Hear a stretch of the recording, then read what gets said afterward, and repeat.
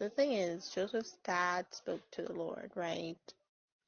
And he has his brothers, and this little guy popped out of nowhere is talking about, hey, I'm gonna be so rich and famous, I'm gonna be a whole king. I had this dream that all of you guys were gonna be bowing down to me. How does that sound? Isn't that crazy? Isn't that cool? His dad probably told him off, told him about himself, like crushed his spirit.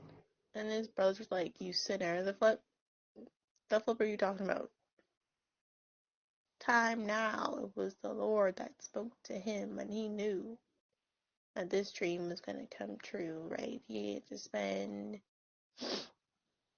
so much of his life believing. And even after having this dream, this young lad got thrown into the well, right? From there, you'd be like, what the frick? I thought I was supposed to be in the palace right now, and my dreams are over. No, he probably still believed in it, even though he was thrown down a whole well, like his life was over. It's like if you go to college and then you can't pay for it anymore, you drop out, and you've already spent like 3 years, 4 years, you're almost done, and then boom, everything's over.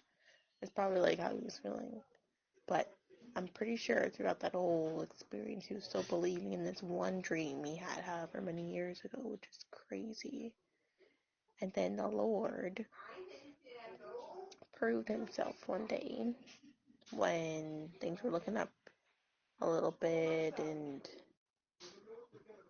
he was just doing what he did best, reading and writing. Did he interpret dreams? Using his gift, right?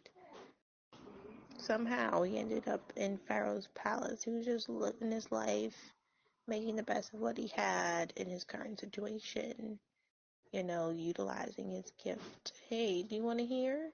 Hey, I can interpret that dream for you. Yeah, that's something I can do, and no one ever knew, or whatever the case may be. And some guys were like, sure, we'll give you a shot. And they did. He interpreted their dream, and I was like, oh my gosh, it's actually working. The cupbearer and all those people, the bread maker. And then, boom, it happened. God elevated him one day after the working and the pruning and the processing and the preparation, right? That he's gone through. That day was his day when he was elevated, when he was promoted to the king's second in command, right? That dream that he had so long ago that he was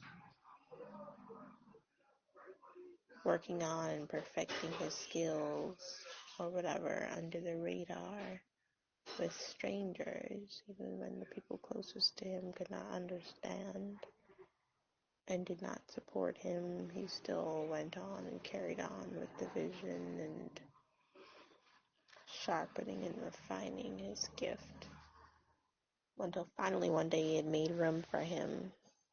Hmm. You'll be set amongst kings and queens, something like that scripture, right? That's crazy.